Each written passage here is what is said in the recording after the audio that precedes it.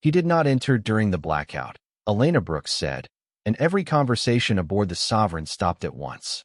The millionaire chief executive officer turned toward her slowly, his ivory-white blazer bright beneath the dining salon lights, his expression controlled but sharpened by disbelief. Around him, investors, family members, and security staff stood frozen beside untouched glasses and half-finished plates. 7 minutes earlier, every camera on the yacht had gone dark. When the system returned, a confidential acquisition file worth hundreds of millions of dollars had vanished from a locked private cabin. The electronic access log showed no entry. The cabin door showed no damage. Yet the file was gone.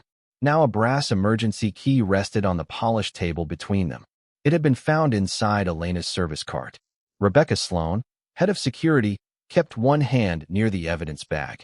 "Miss Brooks," she said, "you were the only staff member assigned to this corridor." Elena stood in a crisp white shirt and wine-red apron, her hands folded in front of her. She did not look frightened. That seemed to trouble them more than fear would have. Nate Mercer glanced from the key to Elena. "You understand how this looks?" "Yes, sir." "Then explain it." Elena looked past him toward Victor Hale, the chief financial officer who had stood beside Nate for nearly 15 years. Victor's expression was calm. Too calm. His cufflinks were aligned. His tie was centered. His untouched bourbon sat near his right hand. "Mr. Hale did not enter the cabin during the 7 minutes the cameras were down," Elena said. Victor gave a quiet laugh. "At least the waitress understands one fact." Elena did not react. Nate's voice lowered. "Then how did he get inside?" She met his eyes. He was already there. The room seemed to tighten around the words. Rebecca looked toward Victor. Daniel Mercer, Nate's cousin, shook his head immediately. "That is absurd." Nate locked the cabin himself. "I watched him do it," Victor said. "So did everyone standing near the aft lounge." Elena nodded. Everyone watched Mr. Mercer lock the door. No one watched the room become empty. A faint vibration passed through the yacht as it moved across the dark Atlantic water. Outside the windows, Charleston's lights had disappeared behind them. The Sovereign was still 40 minutes from the communications zone where private cellular service would return. 40 minutes before whoever had taken the file could send it anywhere in the world. Nate stepped closer to Elena. "You are accusing the man I trust most of hiding inside my cabin." "No, sir." Her voice remained soft. "I am telling you what I remember." Rebecca placed the emergency key beside the service cart inventory sheet. "And what exactly do you remember?" Elena's eyes moved through the salon. Margaret Mercer near the piano. Daniel beside the hallway entrance. Rebecca at the security console. Victor near the bar. Every person held a place in her memory, preserved not as a feeling, but as a sequence. At 8:12, Mr. Hale walked toward the private corridor carrying a full glass of bourbon, she said.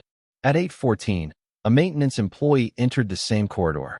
At 8:17, Mr. Mercer locked the cabin. At 8:19, the cameras failed. Victor's smile disappeared. Nate stared at her. "How could you possibly know the exact times?" Elena glanced at the Swiss watch on his wrist. "Because you checked that watch each time the captain announced a schedule change." She turned back to Victor. "And because the maintenance employee was wearing your shoes." 3 hours earlier, the Sovereign had left Charleston Harbor beneath a clear evening sky, its white decks glowing in the last gold light of day. Music drifted from the upper salon. Crystal glasses caught the sunset. The Atlantic lay smooth beyond the rail, dark blue and apparently harmless. Nate Mercer stood near the center of the main deck in an ivory-white blazer, greeting investors with the practiced ease of a man who had spent years turning confidence into currency. Tonight was meant to be simple. A private dinner, a final review, then a signature that would place Mercer Atlantic at the center of the largest coastal shipping acquisition in the company's history. Victor Hale remained at Nate's side, close enough to speak without raising his voice. He had been there through recessions, failed negotiations, and the years when Mercer Atlantic had nearly collapsed under debt. Nate introduced him to guests not as his chief financial officer, but as the man who had helped build the company. Victor smiled modestly each time. He carried a glass of bourbon in his right hand. He never drank from it. Elena Brooks noticed that before the yacht cleared the harbor. She noticed many things because people rarely noticed her. In a white shirt and wine-red apron, she moved between conversations without interrupting them, replacing napkins, carrying trays, and remembering preferences before guests repeated them. Margaret Mercer wanted hot tea with lemon, but no honey. Daniel Mercer asked for sparkling water, then quietly switched to whiskey when Nate turned away. Rebecca Sloan checked the security tablet every few minutes, though the yacht was still inside protected waters. Victor held the same amber drink for nearly 20 minutes, yet the level never changed. Elena did not find that suspicious. Not yet. It was simply a detail. She stored it where she stored everything else. Nate raised his glass when the skyline began to shrink behind them. To trust, he said. The one asset no company can purchase after it has been lost. The guests applauded. Victor touched his glass to Nate's. Daniel smiled from the edge of the group. Rebecca watched the corridor cameras reflected in her tablet. Elena carried a tray past them and saw Nate glance at his Swiss watch. 7:41. The captain had announced dinner would begin at 8. Nate disliked delays. He liked schedules because schedules obeyed. Miss Brooks, Victor said as Elena passed. A little more bourbon. She looked at his full glass. Of course, sir. He placed it on her tray, then reached for a fresh one from another server. The movement was smooth, almost careless. But Elena noticed he had changed his watch from his left wrist to his right. She also noticed a faint line of pale dust near the cuff of his jacket. Drywall or cabin insulation, perhaps. Not something normally found in the dining salon. Near the staircase, Daniel turned away from the guests and answered a call in a low voice. He spoke for less than 30 seconds. When he returned, the inside of his left cuff carried a dark smear, oily and narrow. Elena passed him a folded napkin. You have something on your sleeve, sir. Daniel looked down too quickly. Engine room inspection. He wiped it away before she could see more. Across the salon, Rebecca checked the cameras again. This time, her expression changed. Only slightly. A pause. A second look. Then she locked the tablet and slipped it beneath her arm. Nate did not see any of it. He was speaking to the investors about loyalty, continuity, and the value of knowing exactly who stood beside you. Elena placed Victor's untouched bourbon on a service station and watched the yacht move into deeper water. Everyone aboard believed the evening had already been planned. Only the quiet waitress seemed to notice how many people were preparing for something else. By 8 o'clock, the main salon had settled into the polished rhythm Nate Mercer expected. Dinner arrived on time. The investors took their assigned seats. The captain's announcements came through the ceiling speakers with quiet precision. Elena moved between the tables carrying plates of sea bass, roasted vegetables, and warm bread, but her attention remained divided between the guests and the small details that refused to fit. Margaret Mercer's diamond ring, missing when she first sat down, reappeared on her right hand 10 minutes later. Victor Hale's watch remained on his right wrist, even though he had worn it on the left when boarding. Daniel Mercer's sleeve was clean now, but the faint smell of machine oil lingered when Elena passed behind him. Rebecca Sloan checked the security tablet twice during the first course, then placed it face down beside her plate. None of those things proved anything. Elena knew the difference between a clue and a conclusion. She had learned that long before she ever carried a serving tray. In college, she had studied cognitive psychology, fascinated by the way memory distorted ordinary moments and preserved unusual ones. She had wanted to work in behavioral analysis. Then her father's health declined, tuition became impossible, and the future narrowed into whatever work paid quickly. The degree remained unfinished. The habit of observing did not. Miss Brooks, Margaret said, touching the empty space beside her teacup, did I ask for lemon? Yes, ma'am. 2 slices. No honey. Margaret smiled. You remember everything. Elena placed the saucer down. Only what people leave in front of me. Across the table, Victor glanced up. The look lasted less than a second. Nate was reviewing the acquisition with Margaret and 2 senior investors. A slim black folder rested beside him. Inside were the final terms, ownership transfers, and confidential financial disclosures. Once this is signed, Nate said, Mercer Atlantic controls the Eastern Port Network from Savannah to Norfolk. Daniel lifted his glass. Assuming the board approves every condition. They will, Nate replied. Victor has reviewed the structure. Victor smiled. 3 times. Elena noticed his left hand move toward the cuff link on his right sleeve. Once. Then again. The cuff link was already secure. Near the aft corridor, a maintenance employee crossed the salon carrying a narrow tool case. The uniform was correct. Navy coveralls. Gray cap. Identification badge turned inward. But the person walked too carefully, avoiding the slight roll of the yacht instead of adjusting naturally to it.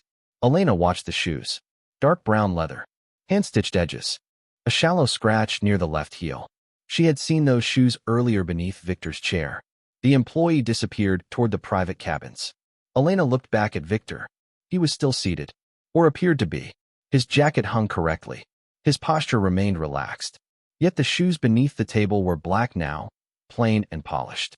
Her hand paused over a water pitcher. He had changed them.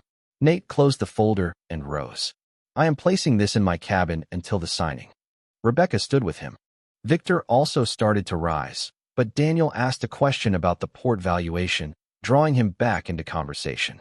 Nate carried the folder down the aft corridor. Elena followed several yards behind with a tray for the private lounge. At the corridor entrance, she saw the maintenance employee slip through the cabin doorway just before Nate approached. No one else seemed to notice. Nate entered, remained inside for less than a minute, then stepped out with Rebecca beside him. He locked the door and tested the handle. Only 3 access credentials, he said. Mine, Rebecca's, and the captain's. Rebecca checked the indicator. Green. Secure. Nate glanced at his watch. 8:17. Elena looked toward the cabin door. The maintenance employee had never come back out. At 8:19, the first camera went dark. Rebecca saw it before anyone else. The security tablet in her hand flickered once. Then every hallway feed turned black at the same time. No warning. No system message. Just silence where images had been. Captain, she said into her radio, confirm power status. The reply came immediately. Main power stable. Navigation stable. No electrical fault reported. Nate stopped beside the aft lounge entrance. The chandeliers still glowed. Music continued through the speakers. The yacht moved steadily beneath them. Only the security system had failed. Rebecca's expression hardened. This is not a power outage. Elena stood near the service station, holding an empty tray. She looked toward the corridor where the maintenance employee had disappeared. The cabin door remained closed. The green security indicator still shone above the handle. Nate checked his Swiss watch. 8:19. How long to restore the cameras? I do not know yet, Rebecca said. The internal network is not responding. Daniel approached from the dining salon. What happened? Security failure, Nate answered. Victor appeared behind him, now wearing the dark brown shoes Elena had seen earlier. His black shoes were gone. Should we return to port? Victor asked. Not until we know what failed, Nate said. Elena watched Victor's hands. His right cuff was no longer perfectly aligned. A thin white thread clung near the button, the same color as the maintenance coveralls. He noticed her looking and lowered his hand. Rebecca moved toward the security room. No one enters the private corridor until I restore the feeds. Nate followed her. Daniel remained near the doorway, glancing at his phone even though there was no cellular signal this far offshore. Victor returned to the investors with a calm explanation about a minor technical interruption. Elena stayed where she was. She counted. 1 minute. 2. The cameras remained dark. At 8:22, she heard a door close somewhere beyond the corridor. Not the cabin door. A smaller sound. Soft. Controlled. The private bathroom door, perhaps, or a storage panel. At 8:23, Victor passed the service station carrying a glass of water with a slice of lemon. Elena looked toward his table. The untouched bourbon was gone. He had not asked her for water. The private cabin contained a small bar stocked with bottled water, citrus, and crystal glasses. Victor took one sip, then set the glass on a side table. A faint circular mark remained beneath it. At 8:24, Daniel returned from the lower deck. The dark smear on his sleeve had widened. He kept his left hand inside his jacket pocket. Any progress? He asked Rebecca. The security relay was manually isolated, she said through the radio. I am restoring it now. Daniel's face remained neutral, but his eyes moved toward Victor. Victor did not look back. At 8:26, the camera feeds returned. Rebecca checked each screen in sequence. Aft lounge, main salon, lower stairwell, private corridor. All clear. 7 minutes, Nate said. 7 minutes with no recorded activity. He walked directly to the cabin and placed his credential against the lock. The indicator changed from green to blue. The door opened. Nothing appeared disturbed. The desk remained organized. The curtains were closed. The small bar cabinet stood slightly open. Nate crossed to the wall safe and entered the code. The safe door released. Empty. The black acquisition folder was gone. Rebecca checked the access log. No entry recorded after 8:17. Nate turned slowly. Then someone removed it before I locked the door. Elena stood at the threshold. No, sir. Rebecca looked at her. You are not authorized to be here. The maintenance employee entered before Mr. Mercer arrived, Elena said. He never came out. Victor stepped into view behind them. You must be mistaken. Elena looked at his shoes, then at the glass of lemon water in his hand. I am not. Before Nate could respond, Daniel called from the salon. Rebecca, you need to see this. They returned to find him standing beside Elena's service cart. In his hand was a brass emergency key. It was under the folded napkins, he said. Every face turned toward Elena. She did not move. Rebecca placed the key inside an evidence bag. This opens the private cabin manually. Nate looked at Elena as if the distance between them had suddenly become impossible to measure. Were you near this cart during the blackout? Yes. Did anyone else touch it? Elena glanced at Victor. Someone did. Victor gave a slow shake of his head. Convenient. Elena looked at the key, then at the people who had accepted it as an answer before asking the right question. It was found too easily, she said. That is because it was never meant to open the door. It was meant to close the investigation. Rebecca Sloan moved the evidence bag beneath the overhead light, studying the brass key as though its surface might confess. Nate stood across from Elena, one hand resting on the back of a chair. The investors had gathered near the salon entrance, speaking in low voices that stopped whenever he looked toward them. Daniel remained beside the service cart. Victor stood farther back, composed again, his glass of lemon water now empty. Until we know more, no one leaves this deck, Rebecca said. The captain has been instructed to maintain course and restrict access to the communications room. Daniel folded his arms. We already know more. The key was in her cart. She was assigned to the corridor. She had access to the service route. Elena looked at him. And you found the key before security searched anyone. Because I noticed it. Under folded napkins? Daniel's mouth tightened. It was visible. Elena glanced at the cart. The napkins were stacked in 3 even rows, exactly as she had arranged them. The key had been placed beneath the top layer, not hidden deeply, only concealed enough to appear discovered. No, she said. It was waiting to be found. Nate's voice was quieter now. Why would anyone place it in your cart? Because I am the easiest person aboard to blame. The answer moved through the salon without drama. No one challenged it. They had already searched her with their eyes before Rebecca touched the evidence bag. White shirt. Wine-red apron. Employee badge. Lower status. Convenient conclusion. Victor stepped forward. Or perhaps because you used it. Elena turned toward him. The cabin log shows no manual entry. The security system failed. The log cannot be trusted. Then neither can the key. Victor's expression changed slightly. Not anger. Calculation. Nate noticed it this time. Rebecca, he said, search the staff corridors and every guest cabin. That will take time. How much? She checked the yacht's position. 32 minutes before we enter cellular range. Less if the captain increases speed. Nate looked toward the dark windows. Somewhere beyond them, the coast waited. Once the yacht regained private signal, the stolen file could be photographed, transmitted, or used to destroy the acquisition before anyone reached shore. Daniel spoke quickly. Then confine Elena and search her belongings first. Nate looked at her. Do you object? No, sir. She removed her name badge and placed it beside the evidence bag. But while you search me, the person who took the file will use the time. Rebecca studied Elena's face. What do you suggest? Elena reached for a clean linen napkin, then stopped when Daniel moved closer. I suggest you stop treating 7 missing minutes as empty. There is no footage, Rebecca said. There were still people. Elena carried the napkin to the dining table and laid it flat. She placed a water glass near one edge.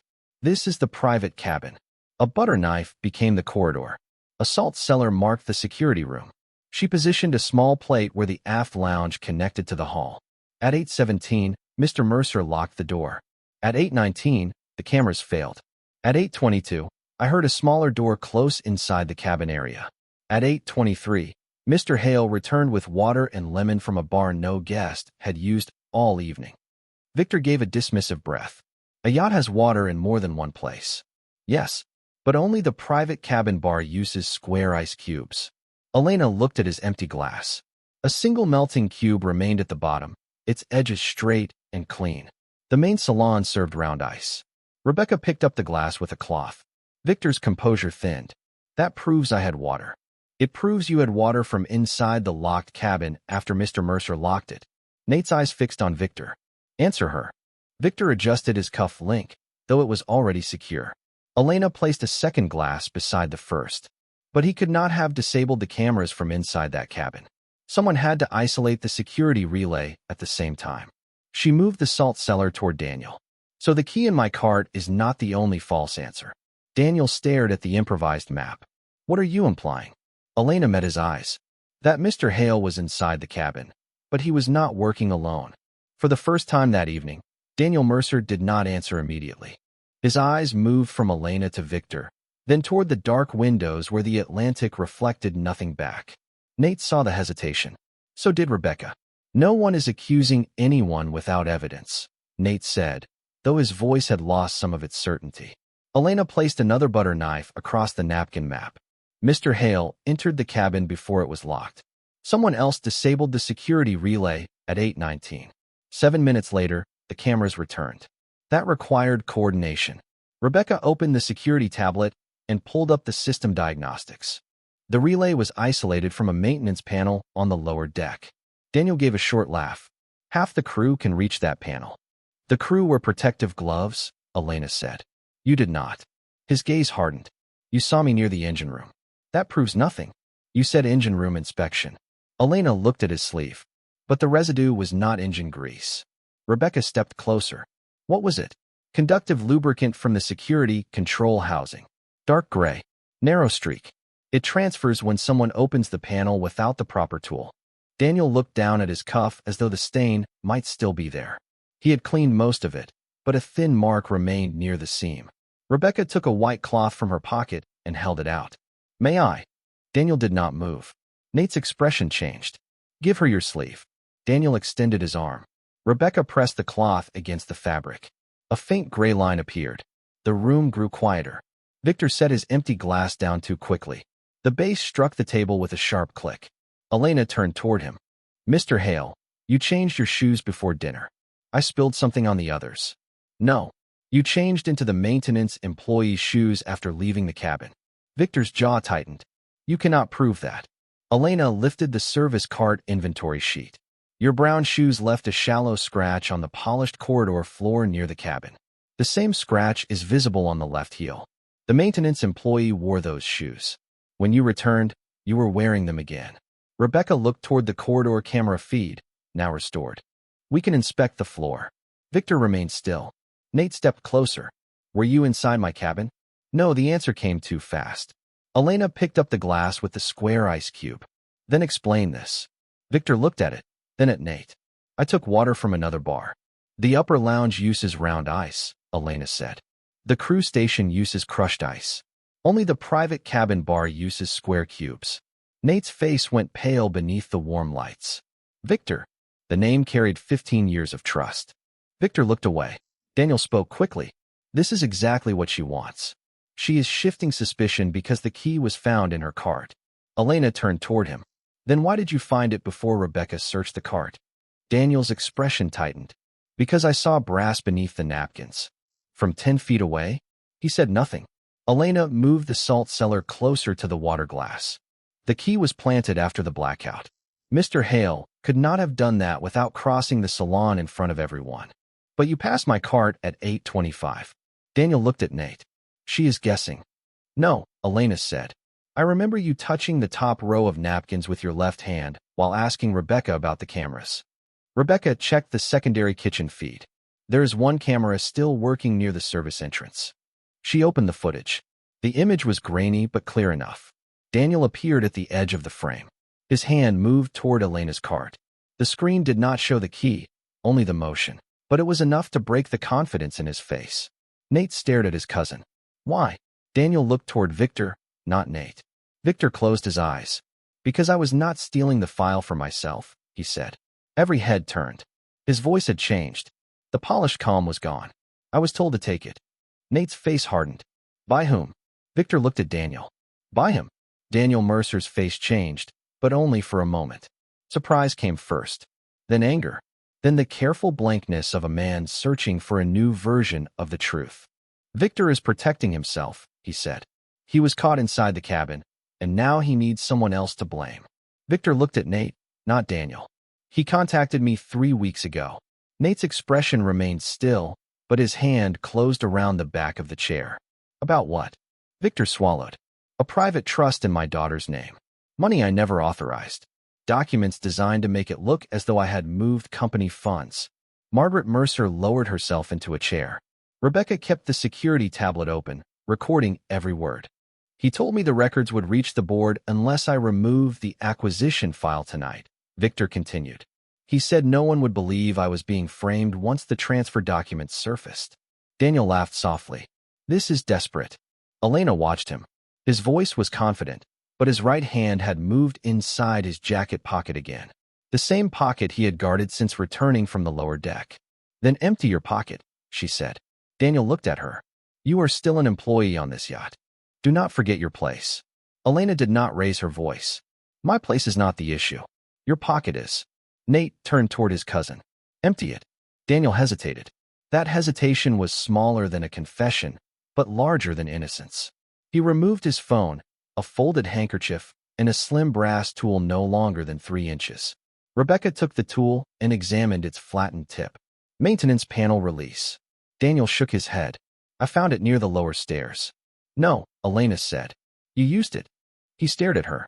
You cannot know that. The dark residue on your sleeve came from the security panel. The tool has the same residue along the edge. Rebecca rubbed it with the white cloth. A gray line appeared. Nate looked from the tool to Daniel. Why would you sabotage my security system? Daniel stepped away from the table. Because this acquisition is a mistake. The room went silent. Mercer Atlantic is taking on too much debt. You are handing control to outside investors while pretending it is expansion. Nate's voice hardened. You could have challenged the deal through the board. The board follows you. So you plan to destroy the agreement? Daniel's composure cracked. I plan to stop you from destroying the family company. Margaret looked at him with quiet disappointment. By framing another family member? Daniel glanced at Victor. He was already compromised. Victor's face tightened. You created the records. I created leverage. The distinction seemed to matter only to him.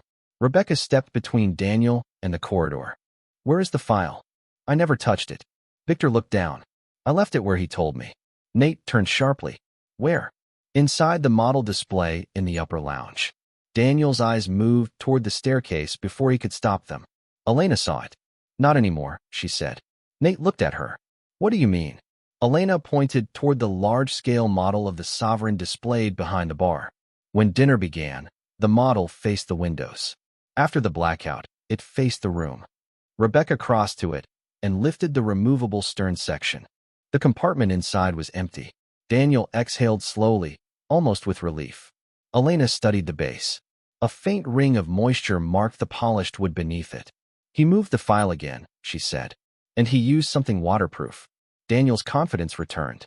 Another guess. Elena looked toward the deck doors. At 8:24, you came back from the lower level with your left hand inside your jacket. At 8:25, you planted the key. At 8:26, the cameras returned. You never had time to hide the folder somewhere complicated. She turned toward the decorative life ring mounted beside the yacht model. You only had time to place it somewhere no one would search during an emergency. Rebecca removed the ring from its bracket. A slim waterproof document pouch had been secured behind it. Inside was the black acquisition folder. Nate stared at his cousin. Daniel said nothing. The cameras had gone dark for 7 minutes. Elena's memory had not. Rebecca held the waterproof pouch beneath the salon lights while every person aboard stared at the black folder inside.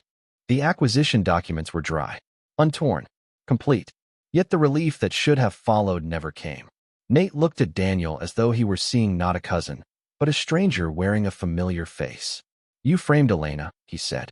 Daniel's jaw tightened. I redirected suspicion. Toward the one person least able to defend herself. Toward the person no one would question. The honesty of it unsettled the room more than denial would have.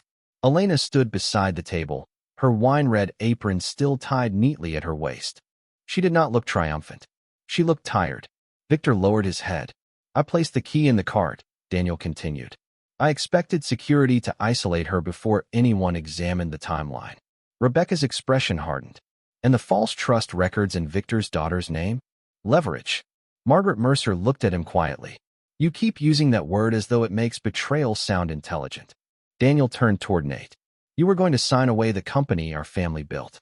I stopped you. You sabotaged the yacht, blackmailed my chief financial officer, framed an employee, and concealed confidential documents. Nate's voice remained controlled, but the control was no longer pride. It was restraint. That is not protection. Daniel stepped closer. You think the investors in this room care about Mercer Atlantic? They care about control. Once the deal closes, this family loses everything. Nate glanced toward the recovered folder. Then you should have brought evidence to the board. The board listens to you.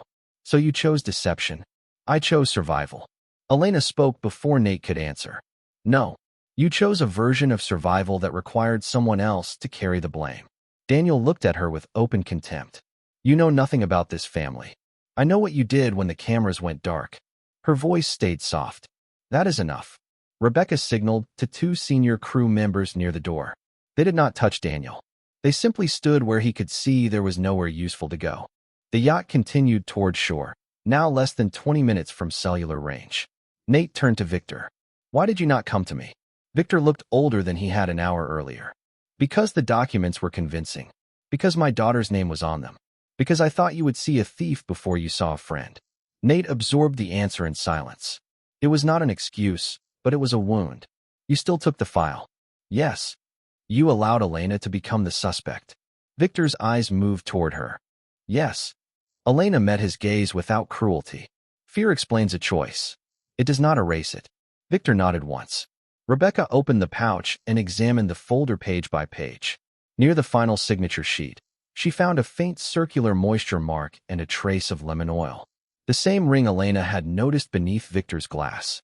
The detail was small, almost meaningless now, yet it completed the chain. He had opened the folder inside the cabin, set down the lemon water, removed the documents, and hidden while Nate locked the door. Daniel had disabled the system, retrieved the file during the blackout, planted the key, and moved the pouch when the model display drew too much attention. Every piece had been present from the beginning. No single clue had been enough. Together, they left no room for another story. Nate looked toward the investors. The signing is canceled. A murmur moved through the salon. One investor stepped forward.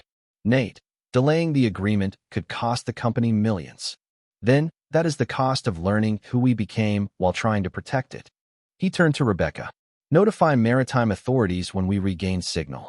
Preserve every recording, every access log, and every statement. Daniel's face hardened. You would expose your own family? Nate looked at Elena before answering. She said nothing. She did not need to. A secret does not protect a family, he said. It teaches the next person how to betray it. The Sovereign entered cellular range 12 minutes later. One by one, phones across the salon lit with waiting messages, missed calls, and the ordinary noise of the world returning. No one reached for them. Rebecca used the secure line first. She contacted maritime authorities, then transmitted the security logs, the kitchen footage, and a written record of every statement made aboard. Daniel sat near the aft lounge under the watch of two senior crew members. Victor remained at the dining table, his hands folded beside the untouched water glass. Nate stood by the windows as Charleston's distant lights reappeared across the dark water. For years, he had believed leadership meant seeing farther than everyone else. Tonight, he had failed to see what had been directly in front of him. Elena quietly returned the butter knives, glasses, and salt cellar to their proper places. The improvised timeline disappeared piece by piece until the table looked ordinary again. Nate watched her fold the linen napkin that had held the entire truth. Miss Brooks, he said. She turned. The room followed his voice. Investors, family members, security staff, and crew members all looked toward the waitress in the white shirt and wine-red apron. Nate removed his Swiss watch and placed it on the table. I spent this evening checking the time, he said, but I failed to notice what was happening between the minutes. Elena said nothing. When the key was found in your cart, I allowed your position aboard this yacht to matter more than your character. I treated your calm as suspicious and your memory as inconvenient. His voice remained steady, but the apology carried no protection for his pride. I was wrong. Elena looked around the salon. Some guests lowered their eyes. Others met hers for the first time without looking past her. The key was convincing, she said, because it confirmed what everyone was already prepared to believe. Nate accepted the words. That is exactly why I should have questioned it. Rebecca stepped forward and returned Elena's brass name badge, which had remained beside the evidence bag. Elena took it, but did not pin it back onto her shirt. Nate continued. Mercer Atlantic will open an independent internal investigation. The acquisition will remain suspended until every financial record and security process has been reviewed. No employee will be disciplined or accused based solely on access, rank, or assumption. Margaret Mercer gave a quiet nod. Victor looked toward Elena. I owe you an apology as well. You owe the truth to your daughter, she replied. He lowered his head. The answer was not cruel. It was exact. Nate picked up the recovered black folder and placed it inside a sealed case for the authorities. I would also like to offer you a position in corporate risk assessment. A murmur moved through the room. Elena's expression did not change. Because I remembered a pair of shoes? Because you noticed what trained executives, security systems, and people who considered themselves important ignored. Nate paused. And because you spoke when silence would have been safer for you. Elena looked at the dark camera monitors above the security station. Their images had returned. Every corridor was visible again. A title will not matter if the person carrying it is still treated as invisible, she said. Then help me change that. She studied him for a long moment. I will meet with your board. I will listen to the offer. That is all I can promise. Nate nodded. That is more than I have earned. The yacht approached the harbor slowly. On the security screens, doors opened and closed. Crew members crossed hallways, and every movement appeared clear. Nate reached toward the monitor controls and turned the screens off. Then he faced the people in the room without glass, recordings, or status between them. The cameras had captured movement. Elena had revealed motive. And in the silence after the truth, the millionaire finally understood that seeing was not the same as paying attention.